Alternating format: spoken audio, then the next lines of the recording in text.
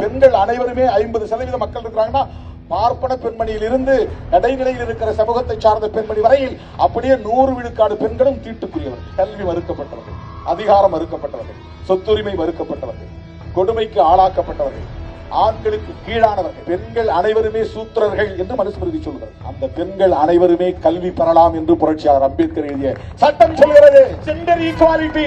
எப்படி இது RSS காரன் ஒத்துக்குவோம்? இந்த சட்டத்தை தொட்டு கும்புறதெல்லாம் சும்மா நடிப்பு. அம்பேத்கர் காலை தொட்டு கும்புறதெல்லாம் நடிப்பு. ஏன்னா 3000-4000 வருஷமா கட்டி காப்பாத்திட்டு இருந்த சோசியல் ஆர்டர் மாறுது. அந்த ஆர்டர் இருந்துருச்சா திருமாவளவன் யாருக்காவது மாடு மேய்ச்சிட்டு இருப்பான். அம்பேத்கர் எழுதிய அரசமைப்பு சட்டம் வந்ததுனால திருமாவளவன் இன்னைக்கு மேடை ஏறி பேசுறான். எவ்வளவு பெரிய சேஞ்ச் பாருங்க. அதனால்தான் அவர் புரட்சியாளர். அம்பேத்கர் அதனால்தான் புரட்சியாளர்.